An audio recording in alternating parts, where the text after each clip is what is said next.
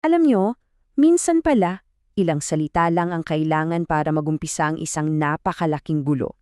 Isang pahayag, isang banta, at ngayon, isang constitutional crisis na sumusubok sa mismong pundasyon ng ating gobyerno.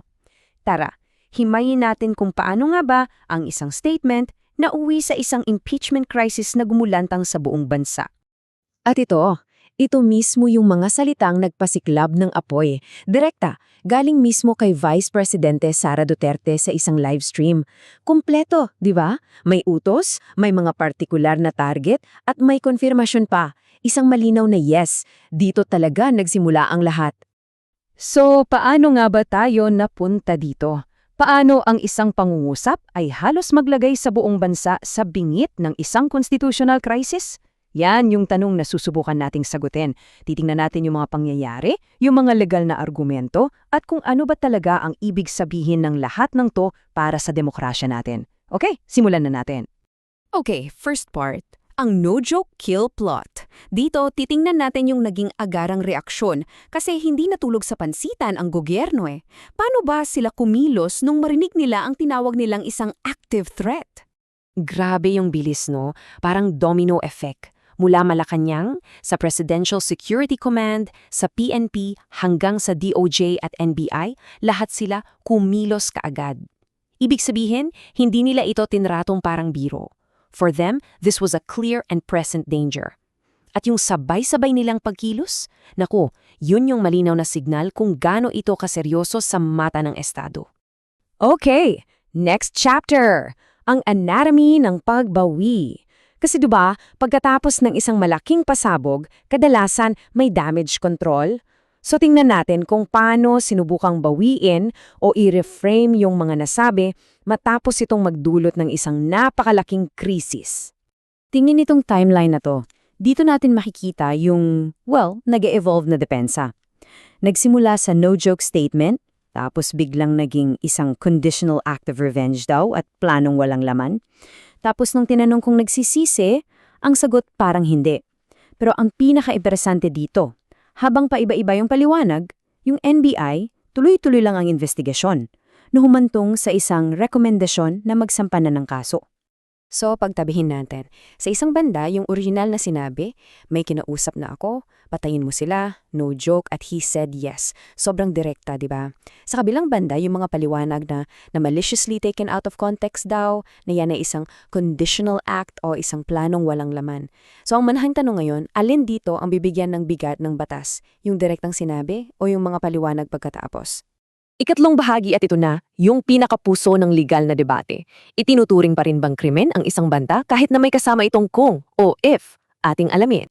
Well, ayon sa batas natin sa Article 282 ng Revised Penal Code, malinaw yan. Sa grave threat, ang krimen ay yung banta mismo, hindi yung mismong akto ng pagpatay. Once na nasabi mo yung banta at nakaramdam ng takot yung target mo, tapos na ang krimen. Consummated na. So yung mismong pagbabanta, yun na yun. Yun ang krimen. At para lalong luminaw, ito pa ang sabi ng Department of Justice. Wala daw konsepto ng conditional threats sa usapang legal, lalo na kung may pinangalanan kang target at sinabi mo pang may kinausap ka ng gagawa nito. Sabi nila, sa puntong yun, hindi na yan conditional. Direkta at kumpleto na yung banta.